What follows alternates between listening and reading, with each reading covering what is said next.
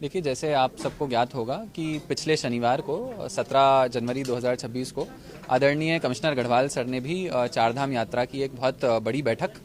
ऋषिकेश में ली थी, जिसमें सारे जिलाधिकारी और कप्तान साहब सभी गढ़वाल के सभी जिलों के वहाँ पे उपस्थित थे। और कमिश्नर गढ़वाल महोदय द्वारा हमारे को निर्देश भी दिए गए थे कि अपने अपने जनपद की यात्रा को किस तरह से अब आगे की संचालन की तैयारी करनी है, उसके लिए एक पृथक से बैठक कर ली जाए।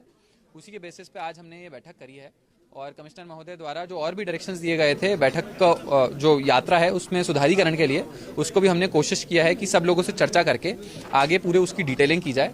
आज हमारी इस बैठक में हमारे सारे अधिकारीगण जो यात्रा संचालन में अपना महत्वपूर्ण योगदान देते हैं वो तो उपस्थित थे ही, साथ में अन्य सभी जनप्रतिनिधिगण जो हर तरीके से इन्वॉल्व हैं,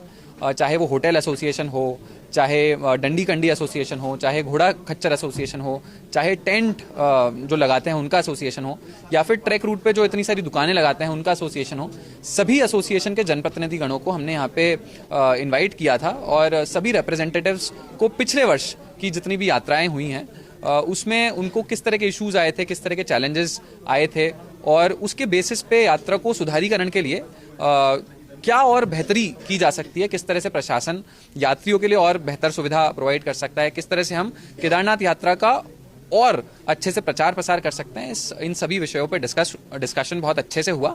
और सभी अधिकारियों को भी हमने निर्देश दिए हैं कि on the basis of this discussion आगे की किस तरह से तैयारी करनी है, उसके लिए समयबद्ध तरीके से अपने अपने विभाग की कार्रवाई करना सुनिश्चित करें। क्योंकि ये पहली बैठक थी तो ये ओवरऑल एक लास्ट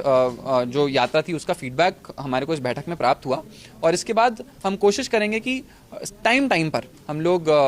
ये बैठक लेते रहें, ताकि प्रतिनिधियों की तरफ से और भी अगर कोई सुझाव हो तो उसको ससमय हम यात्रा स्टार्ट होने से पहले किसी तरह ग्राउंड पे इम्प्लीमेंट कर सकें।